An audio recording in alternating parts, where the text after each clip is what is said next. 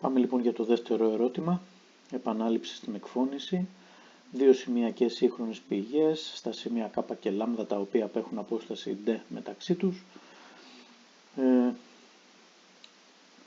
δημιουργούν κύματα με μήκος κύματος λ. Το ερώτημα είναι να βρεθεί το πλήθος των σημείων του ευθύγραμμου τμήματος K που, στο δεύτερο ερώτημα, παραμένουν ακίνητα. Πρόκειται για σημεία στα οποία έχουμε απόσβεση, η συμβολή είναι καταστρεπτική δηλαδή, και ζητάμε το πλήθος τους. Αλλιώς θα μπορούσε να ζητηθεί το πλήθος των υπερβολών απόσβεσης ανάμεσα στις πηγές.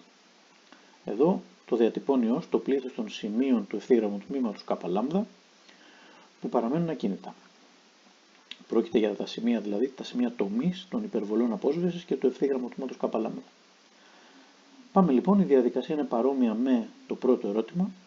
Ας διατυπώσουμε σε ένα πινακάκι, ας πούμε, τα ζητούμενα. Τα δεδομένα και τα ζητούμενα.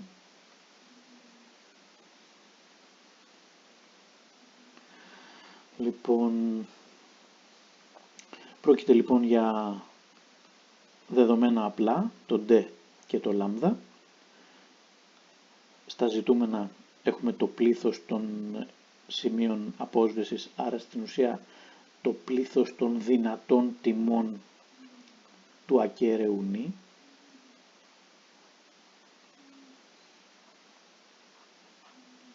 Στο σχήμα μας θα έχουμε την σημειακή πηγή K, αντίστοιχη της π1, σημειακή πηγή λ αντίστοιχη της π2, την απόσταση D μεταξύ τους που είναι δεδομένη και ένα σημείο σ, τυχαίο, που θα το θεωρήσουμε σημείο απόσβεσης.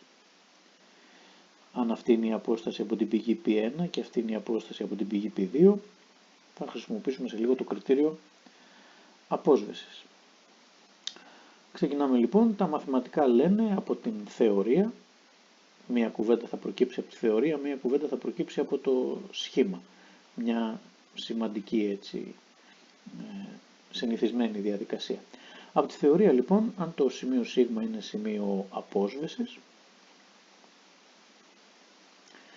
τότε σημαίνει ότι θα ισχύει το κριτήριο απόσβεσης R1-R2 ίσον με 2 νη συν 1 επί το λάμδα δεύτερα. Ένα περιττό πολλαπλάσιο δηλαδή του λάμδα δεύτερα. Από το σχήμα τώρα προκύπτει ότι το άθροισμα των R1 και R2 είναι ίσο με την απόσταση D μεταξύ των πηγών. Άρα θα λύσω εδώ, όπως και την προηγούμενη φορά, ως προς το R1 και θα κάνω πως λύνω το σύστημα. Δηλαδή θα αντικαταστήσω το R1 από τη δεύτερη μέσα στην πρώτη και θα γίνει D-R2-R2 ίσον με 2 νη συν 1 επί λάμδα δεύτερα.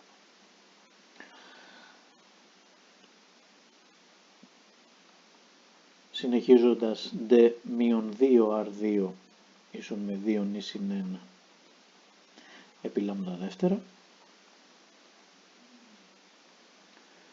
Κάνοντας χειρισμούς, λες και το R2 είναι ο άγνωστός μου, θα αφήσω το R2 μόνο του. Θα φέρω στο πρώτο μέρος το 2 νη συν 1 επί λάμδα δεύτερα. Και θα πάω στο δεύτερο μέλος, το 2R2 αλλάζοντας του και πρόσημο. Άρα θα λύσω ως προς R2 ξαναφέροντάς το στο πρώτο μέλος και διαιρώντας με το 2 και θα είναι D δεύτερα μείον 2 νη συν 1 επί λάμδα δεύτερα δια 2, άρα λάμδα τέταρτα. Το μισό του λάμδα δεύτερα είναι το λάμδα τέταρτα. Έτσι λοιπόν αυτή είναι η σχέση 1. Ο άγνωστος μου βέβαια δεν είναι το R2, είναι το νη, αλλά για άλλη μια φορά, λίγο φυσική ακόμα, το R2 είναι η απόσταση του σημείου σ από την πηγή λάμδα, άρα το R2 δεν μπορεί να είναι 0, πρέπει να είναι μεγαλύτερο του 0 και να είναι και μικρότερο του D. Μεγαλύτερο του 0 γιατί δεν μπορεί να είναι το σ να είναι σημείο του λάμδα, δηλαδή το σημείο σ επειδή είναι σημείο απόσβεσης, δεν μπορεί να θεωρηθεί ότι είναι η πηγή. Η κίνηση του σημείου σ, αν ήταν πάνω στο λάμδα, θα ήταν η κίνηση της πηγής, θα ήταν η κίνηση που καθορίζει η πηγή με τη συχνότητα, το πλάτος της, όπως και αν το σίγμα βρίσκεται στο σημείο K. Δεν μπορούμε να θεωρήσουμε δηλαδή ότι υπάρχουν φαινόμενα συμβολής στο σημείο K και στο σημείο λ. Άρα το R2 στην ουσία θα είναι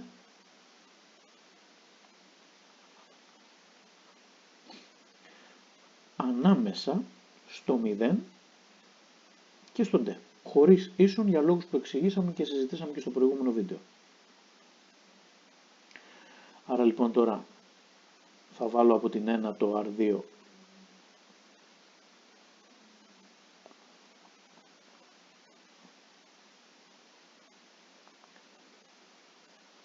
2 συν 1 λοιπόν επί λάμδα τέταρτα και θα αρχίσω έναν λογισμό με βάση τις ανισότητες. Με ενδιαφέρει να χειριστώ τον νη σαν άγνωστο, μιας και οι τιμές του νη είναι αυτές που με ενδιαφέρουν, άρα θα πρέπει να μείνει μόνο του. Θα διώξω στην αρχή τον d δεύτερα αφαιρώντας. Με την αφαίρεση δεν αλλάζει η φορά της ανισότητας.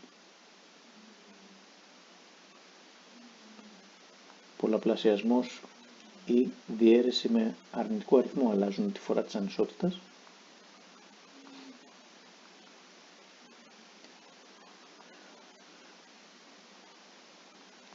Έτσι λοιπόν μείον d δεύτερα μικρότερο ή ίσο του μείον 2 νη συν 1 περί το πολλαπλάσιο λάμδα τέταρτα έχει βγει εδώ, μικρότερο του d μείον d δεύτερα μας κάνει d δεύτερα. Ας πολλαπλασιάσουμε το 4 για να φύγει το 4 κάτω από τον παρονομαστή του κεντρικού μέλους. Άρα μείον d πολλαπλασιάζω επί το 4 σημαίνει επί 4 μικρότερο του μείον 2 νη συν 1 επί λάμδα τέταρτα επί 4 που θα φύγει d δεύτερα επί 4.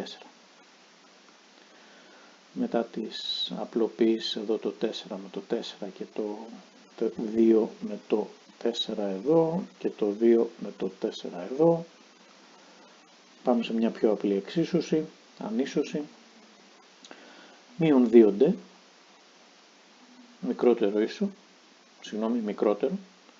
του μείον 2 νη συν 1 επί λάμδα μικρότερο του 2d. Εδώ για άλλη μια φορά θα διαιρέσω με το μείον λάμδα, που τώρα είναι αρνητικός αριθμός, άρα θα αλλάξει η φορά της ανισότητας. Εδώ είπαμε που θέλει λίγο προσοχή.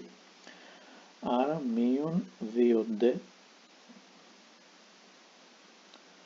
προς μείον λάμδα, είπαμε προσοχή, μεγαλύτερο του μείον 2 νη συν 1 επί λάμδα προς μείον λάμδα, μεγαλύτερο του 2d προς μείον λάμδα.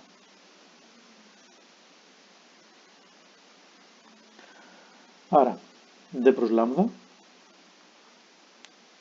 μεγαλύτερο του 2 νη συν 1 μεγαλύτερο του μείον 2d προς λάμδα. Και εδώ είναι ένα 2d προς λάμδα.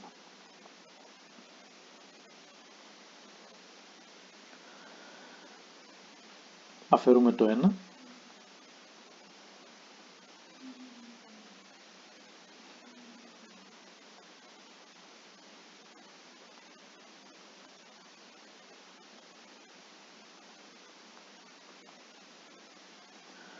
Διαιρούμε και με το 2.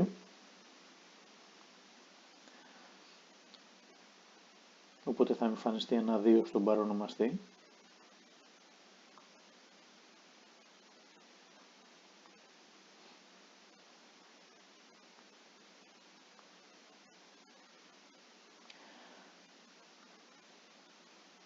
Αυτό ήταν 2 εδώ.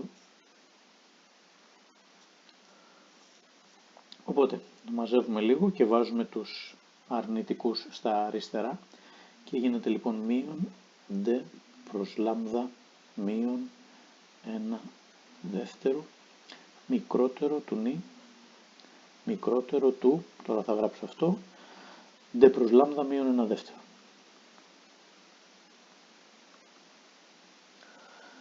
Εδώ λοιπόν είναι η εξίσωση η οποία θα μας δώσει τις τιμές του νη, τις δυνατές τιμές του νη, για τις οποίες εμείς ενδιαφερόμαστε για το πλήθος τους. Αυτή εδώ είναι η εξίσωση που πρέπει να μπορώ να φτάνω κάθε φορά. Βέβαια η άσκηση, όπως έχουμε πει, θα έχει κάποια εφαρμογή, θα έχει νούμερα δηλαδή για τον ντε και το λάμδα. Άρα εδώ θα κάνουμε μια εφαρμογή για λάμδα ίσον 1 για παράδειγμα και για ντε ίσον 2 μέτρα.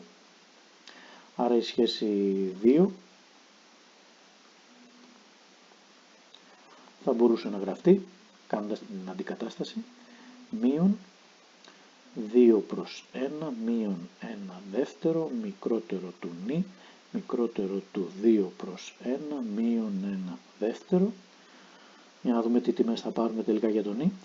Μείον 2 μείον 1 δεύτερο μας κάνει μείον 2,5 μικρότερο του νη μικρότερο του 1 που είναι το 2 μείον 2 προς 1 μείον μισό 2 μείον μισό 1,5 άρα το νη μπορεί να πάρει την τιμή 0, την τιμή συν πλην 1 και την τιμή όχι συν 2 αλλά το πλην 2, αφού μπορεί να φτάσει μέχρι το μείον 2,5.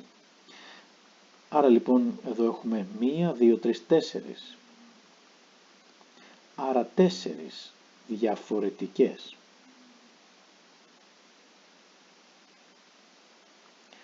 τιμές του νη, του ακεραίου νη, άρα 4 σημεία απόσβεσης ανάμεσα στις πηγές K και λάμδα. Ανάμεσα στα K, λάμδα. Παρόμοια σχόλια με το προηγούμενο βίντεο. Αν δούμε λίγο εποπτικά είπαμε την άσκηση. Εδώ αριστερά φαίνεται το πρώτο μέρος για να σας θυμίσω. Εδώ είμαστε λοιπόν στο δεύτερο μέλος.